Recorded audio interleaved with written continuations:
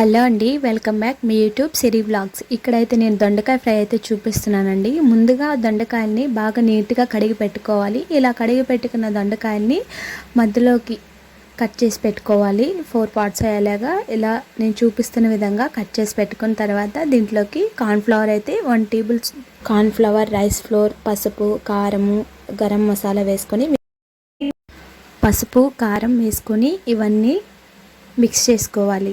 ఇలా మిక్స్ చేసుకునేటప్పుడు వాటర్ని అయితే కొంచెం చల్లుకుంటూ కలుపుకోవాలి. లేదు వాటర్ ఎక్కువ పోసాము అని అంటే ఈ కార్న్ఫ్లవర్ ఇదంతా దానికైతే నూనెలో వేసినప్పుడు విడిపోతుంది. అందువలన కొంచెం కొంచెంగా మిక్స్ చేస్తూ ఇలా కలిపి పక్కన పెట్టుకోవాలి. ఒక 10 మినిట్స్ తర్వాత ఆయిల్ హీట్ అయిన తర్వాత కడాయిలోకి అయితే మనము కలిపి పెట్టుకున్న దొండకాయలను అయితే వేసేసుకోవాలి. దీన్ని మనము కడాయిలో వేసిన తర్వాత సిమ్లో పెట్టుకొని ఫ్రై చేసుకోవాలి. ఇలా సిమ్లో పెట్టుకుంటేనే మనకు పర్ఫెక్ట్గా వస్తుంది. మనకు అంతా కుక్ అయిపోతుంది. మెత్తగా దొండకాయ అనేది చాలా క్రిస్పీగా తయారవుతుంది. ఇలా దొండకాయలు వేసుకుంటూ మనము ఫ్రై అయితే చేసుకోవాలి. గుర్తుపెట్టుకోండి, సిమ్లోనే పెట్టుకొని మనము ఇక్కడైతే ఫ్రై చేసుకోవాలి.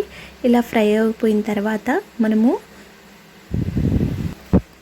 కొన్ని వేరుశనగ గుండ్లు అయితే తీసుకొని ఆ వాటిని కూడా మనము ఇలా ఫ్రై చేసుకోవాలి. ఈ వేరుశనగ గుండ్లు మనము ఫ్రై చేసుకునే వరకు ఆయిల్లో డిప్ చేస్తూ ఇలా తీస్తూ ఉండాలి. ఫ్రై అయిన తర్వాత ఈ మినపగుండ్లు కూడా మనం తీసి పక్కన పెట్టుకున్న తర్వాత మన ఛానల్ ఫస్ట్ టైం చూస్తున్న వాళ్ళైతే ప్లీజ్ సబ్స్క్రైబ్ చేసుకోండి. మరిన్ని వీడియోస్ కావాలనుకుంటే కింద కామెంట్ చేయండి. ఇలా మినపగుండ్లు ఫ్రై అయిన తర్వాత కరివేపాకు రెప్పలు కూడా తీసుకొని దీంట్లోనే డిప్ చేస్తూ ఫ్రై చేసుకోవాలి. ఇలా ఫ్రై చేసేటప్పుడు ఈ కరివేపాకు పైకి ఎగరకుండా మూత పెట్టుకుంటే సరిపోతుంది.